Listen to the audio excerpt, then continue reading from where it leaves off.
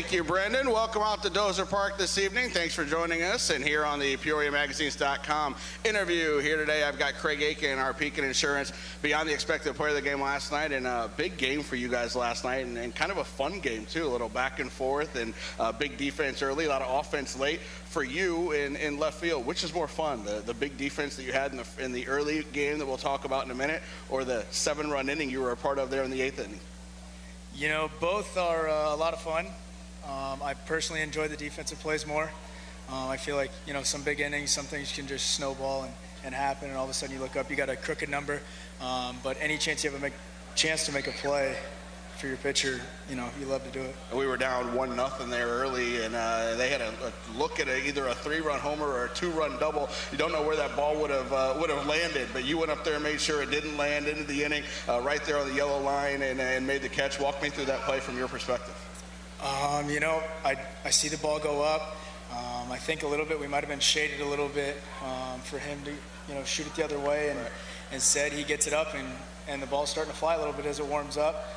So earlier in the year I had a chance to do a similar play, and I got caught running into the wall, so I wanted to give myself a chance, and I don't know that it wasn't going to go out, but I wanted to make sure I had a chance to pull it down. Have you noticed that already here at the ballpark as it gets warmer, the ball carries a little bit better out to left and left center where you're playing? Absolutely. It makes it a lot of fun for outfielders. The ball starts to fly, and it lets us, you know, hangs up there and lets us go run it down. And you got a lot of speed out there in the outfield. You got a guy next to you that covers a ton of grounds, already made some really, really fun diving catches. What's it like being next to Magneri and watching the ground he covers, some balls where you're probably like, wait, how did he get to that? Because that's what I'm saying in the booth.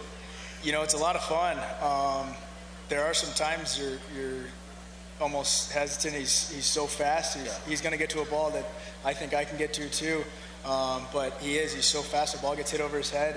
And the more I've played with him, I spent about a week with him last year in Johnson City. Right. But the more I'm around him, the more I know ball goes off the bat, and I don't think there's a chance to make a play. I think it's a sure double at all until, you know, he doesn't catch it. So.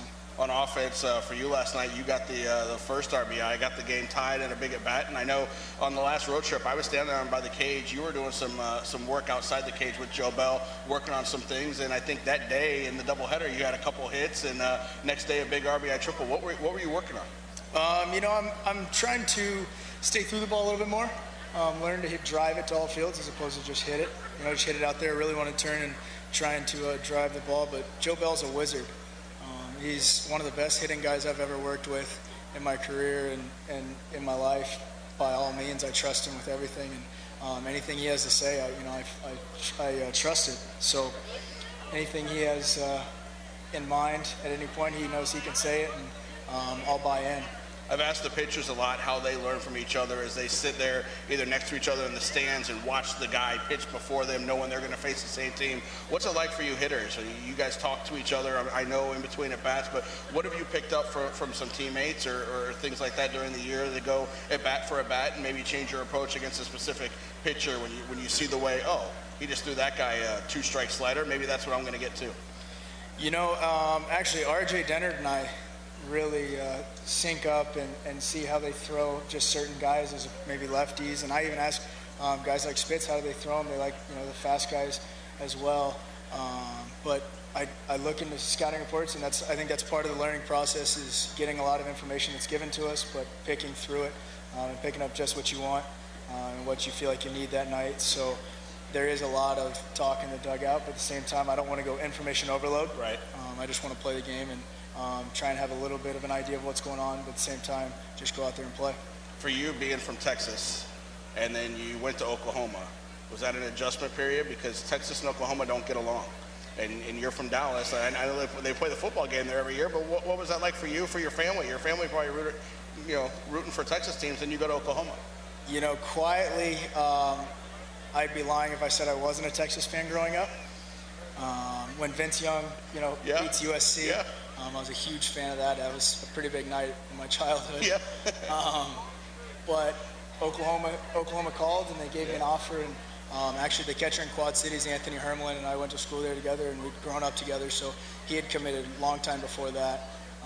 But it was the right fit, the right time. My parents could, come see a lot of games and stay in the region and play a lot of buddies that I played through high school. and whatnot. So it was just the perfect fit, and I do get a hard time about it, but now I'm a Sooner for life. Do you also get a hard time because you're in the Cardinals organization after the way the last World Series ended between the Cardinals and the Rangers? Did they give you a hard time being a Cardinal on that too? You know, I'd again be lying if I said I wasn't upset with Nelson Cruz for not at least trying to catch that ball. Right. But and actually, a buddy of mine, his dad was working for the Rangers at the time, so I was glued to the TV, and he was actually in the clubhouse. Oh, wow. At the time, thinking there's 2 outs with David Freese and 2 strikes. Right. He's in the clubhouse around all that champagne with everybody in the family and all the close relatives and whatnot. So he was in there, and all of a sudden it's gut-wrenching. He triples, and you guys tie it, and then he hits the homer, and they go home to the hotel that night, and next night, you know what happens. So. Yeah, now you're a Cardinal, so now it's we. I love the Cardinals. There you go. What do you think of these jerseys tonight? Military Appreciation tonight, July 4th. We'll wear them again. They look pretty cool. Oh, I love them. Absolutely. You know, sometimes the camos don't come out as camo for some people, but these camos, these are awesome in the back. Declaration of Independence on there. Yeah. It looks great, and it's always an honor to represent the troops and support them and show our support. You know, the national anthem's a big deal to me every night, so it's an honor to wear something like this. The Batman Superman one's tomorrow, so we'll have some fun with that for Superhero Day. And last time you were out here on the show, you just stood back here the entire time. You guys had a little bit of fun with Christian A. Were you worried about retribution at all today? You know, not really, because he's standing right here. Also, your glasses reflect behind me. Oh, okay. So I can see if somebody's coming up behind. I did kind of plan this out a little bit, thinking ahead, but I've made my one appearance to hold his birthday balloons. My birthday will actually be spent in Clinton, Iowa, so I'm looking forward to that, but to see if I get any payback. You said that with a straight face. It's impressive. Yeah, yeah. Okay. Craig, great job last night. Congratulations. Thanks for joining me. I appreciate it. Thank you. All right, Craig Aikin, our Pekin Insurance Beyond the Expected Player of the Game from yesterday. You can get a good look at those jerseys. We will have them tonight, 4th of July as well. We'll auction them off on the 4th of July with these military appreciation jerseys. I've got a superhero cape that I'm going to struggle to open, so Katie's going to come help me open this jersey, or superhero cape, so we can model it. That's tomorrow. We've got the Batman and the Superman jerseys for Batman Superman Day tomorrow. Gates open at 4 o'clock. It's a 5 o'clock ball game, and we will have Batman and Superman here for autographs and for photos. And we'll have this superhero cape giveaway for the first 1,000 kids that are 12 and under tomorrow. We'll hold that up, and there's our superhero cape for tomorrow's giveaway. The first 1,000 fans will also get a Junior Fernandez player poster courtesy of the Peoria Journal-Star and CityLink. For tonight, we have a tennis ball toss, so you can go up by the Pete Van Aken statue, buy those tennis balls, 6 for $5 as we raise money for the cystic fibrosis and our Humana pitch-in for a charity tennis ball toss. Fireworks coming up post-game as well. Big thanks to Hardee's for sponsoring the camo hat giveaway and to Xfinity for the military hero card set giveaway. And we're going to have a whole bunch of them out here on the field in just a few minutes. So sit back, relax, enjoy the festivities. We thank you for spending your Saturday with us here at Dozer Park.